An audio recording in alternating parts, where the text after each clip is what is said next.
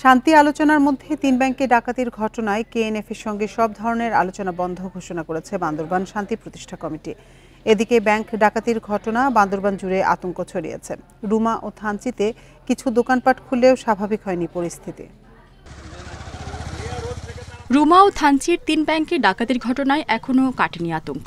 বৃহস্পতিবার থানচির কিছু দোকানপাট খুললেও সবার মধ্যেই ভয়। লোক সমাগমও স্বাভাবিকের চেয়ে কম দেখা গেছে। সিনেমা ফিল্মের মতো একদম এরকম একটা ডাকাতি ওরকম। প্রত্যক্ষদর্শীরা বলছেন, ডাকাতি করতে আসা সবার পরনে ছিল একই রকম পোশাক, মুখে কালি। মারমা ভাষায় শান্ত থাকতে বলছিলেন সবাইকে।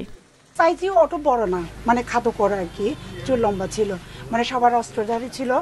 এখন হঠাৎ করে এসে আমরা খুব বিব্রত পড়েছিলাম। পুলিশ বলছে, বিভিন্ন গুরুত্বপূর্ণ মোড় ও প্রতিষ্ঠানের আশেপাশে বাড়ানো হয়েছে আইনশৃঙ্খলা বাহিনীর টহল। যে প্রস্তুতি নেওয়ার দরকার, সামনে এই টোটাল এই 2 জায়গাতেই যারা অপরাধ করছে তাদের কারা কারা প্ল্যান করেছে এবং কখন কিভাবে কি করেছে, প্রত্যেকটা বিষয়ে আমরা আমলে নেওয়ার জন্য আমরা এই কাজগুলো করছি। এদিকে পূর্ব সিদ্ধান্ত অনুযায়ী বন্ধ রাখা হয়েছে সব সরকারি ব্যাংকের শাখা। এতে বিপাকে গ্রাহক। আমরা ঈদে বাড়ি যাব, আপনাদের যে ব্যাংকের বেতন ভাতা দিয়ে অনেকে আমরা মেজরিটি পার্সেন্ট 90% লোকেই কিন্তু তুলতে পারেন না। যারা গতকালকে তুলবেন বা আজকে তুলবেন কিন্তু কেউ তুলতে পারেন নাই। এটা একটা বিষয়, পাশাপাশি আতঙ্ক কাজ করছে এখন। সহিংস আলোচনার কারণে 2022 সাল থেকে আলোচনায় থাকা কেএনএফ এর সঙ্গে সম্প্রতি শান্তি আলোচনা শুরু করে প্রশাসন। চলতি মাসেই 3য় দফা বৈঠক হওয়ার কথা ছিল।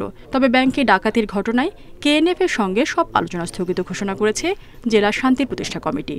পবিত্র রমজান মাসে মুসল্লিদেরকে তারাবি নামাজের সময় সে তারা জিম্মি রেখে মোবাইলটা লুট করে, তাদেরকে আঘাত করে এভাবে নিয়ে যেরকম এটা হয়তো ভাষাহীন হয়ে পড়েছে। জন্য আপনারা বলেছেন যে কমিটির সংলাপ হবে কিনা, সে সংলাপ তো পরিবেশে তুতিলে বন্ধ হয়েছে।